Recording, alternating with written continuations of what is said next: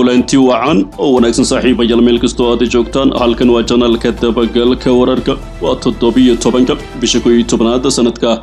2024 qodobada ugu waaweyn wararka aan idin haynana waxa kamid ah farmaajo oo xaalku uu ku xun yahay ma Axmed Madoobe mise Xasan Sheekh midkay u roon xog waran arintaas ku aadan warkeena ay ku daawan doontaan Daahir Amiin Jeeso waxa uu sheegay in badbaado qarantu dalka uu socdo Xasan Sheekhna muddo kororsi uu doonayo maamul goboleedyada kale oo loogu baaqay inay raacaan jidka Axmed Madoobe oo doorashooyin ay aadaan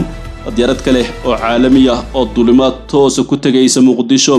iyo Mareykanka oo la yaaban awoodda iyo horumarka degdega ah ee Xuutiyiinta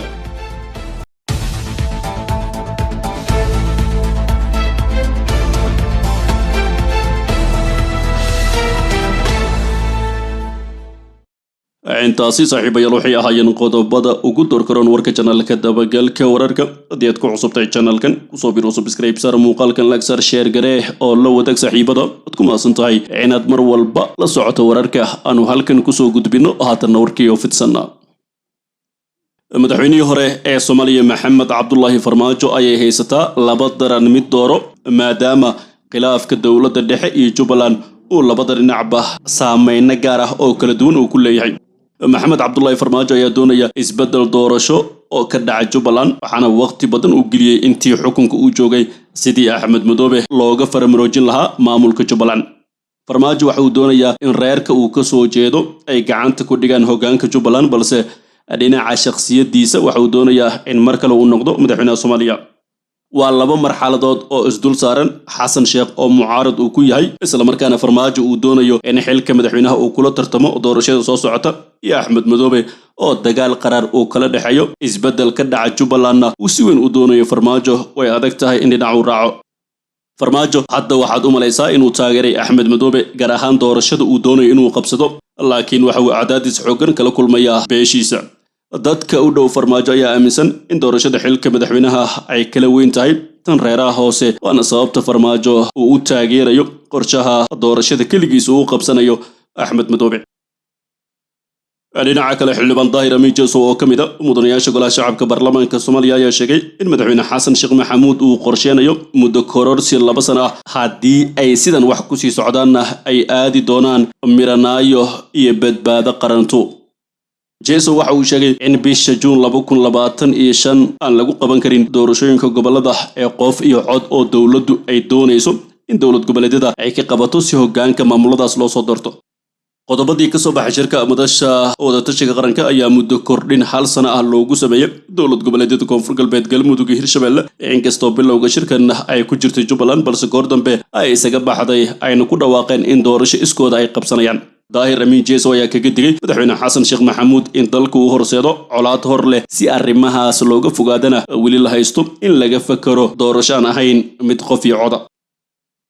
dhinaca kale maamul goboleedyada waxa loo soo jeediyay inay raacaan jidka Axmed Madoobe oo doorasho ay aadaan gudoomiyihii hore ee maamulka gobolka Banaadir ahna duqii magaalada Muqdisho Taabid Cabdi Maxamed ayaa war-saxaafadeed uu soo saaray waxa uu ku bogaadiyay tallaabada uu qaaday guddiga doorashada Jubbaland isagoo u rajeeyay in guul ay ku aadaan doorashada ay u dhaqaaqeen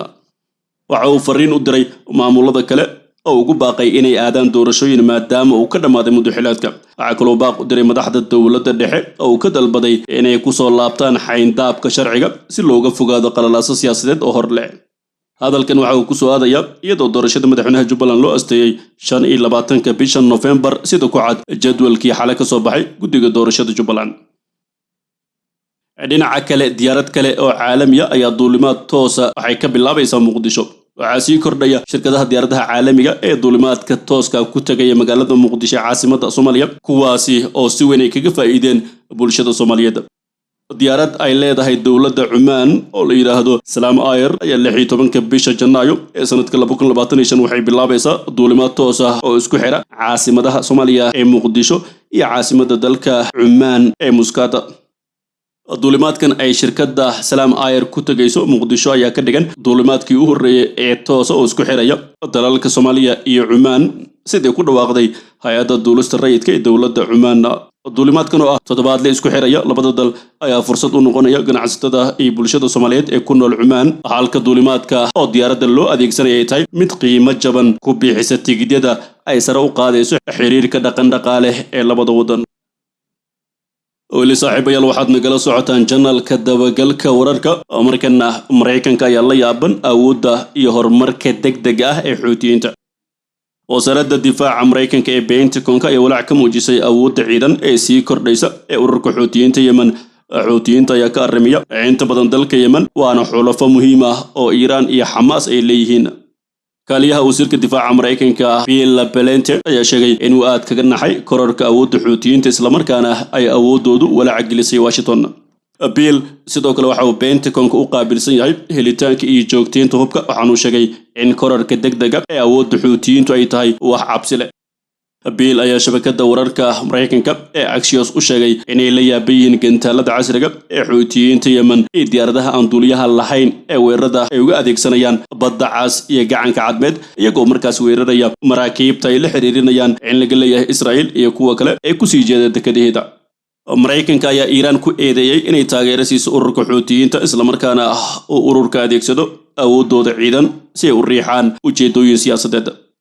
faallooyinka laga bixinayo saameynta iyo awoodda Xuutiyiinta ayaad arkaysaa xaaladda Xuutiyiinta inay soo jiidatay dareenka aqalka cad ee Mareykanka. warbaahinta ayaa qoraysa in Pentagon-ka uu si dhow isha ugu hayo horumarka ay sameynayaan Xuutiyiinta Yemen. walaaca ugu weyn ee Mareykanka uu qabo ayaa ah in hubka Xuutiyiinta uu wax ka bedeli karo dheelitirka awoodda gobolka.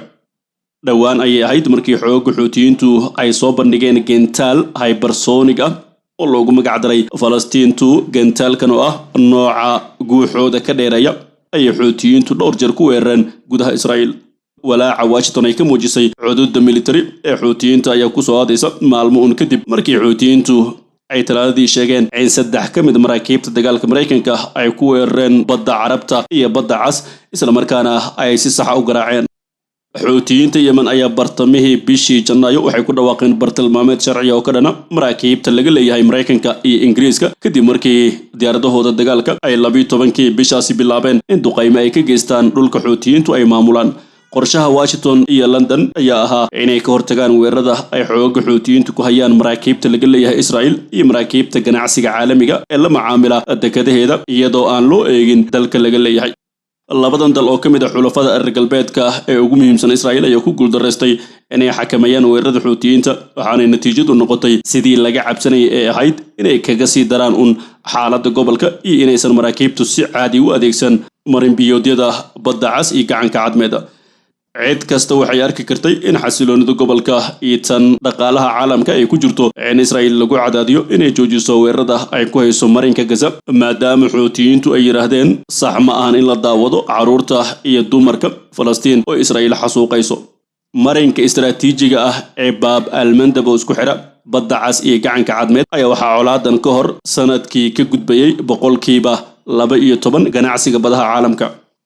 cabsida iyo walaaca ay shirkadaha maraakiibta ka muujiyeen weerarada Mareykanka iyo Ingiriiska ee ka dhanka Xuutiyiinta ayaa sabab u ah hoos u dhac weyn ee ku yimid isu socodka maraakiibta ee gacanka cadmeed iyo badda Cas. tani oo caalamka ka abuurtay sicir barar hor leh kadib duulaankii Ruushka ee Ukraine oo si weyn u saameeyay suuqyada caalamka. guudana saaxiibayaal waa nageynta warka janalka dabagalka wararka haddii aad ku cusubtahay janalkan kusoo biiro subscribe sar muuqaalka like sar share garee oo la wadaag saaxiibada waad ku maasan tahay inaad daawato warkan mid ka xiga intaan ku kulmi doono nabadgelyo.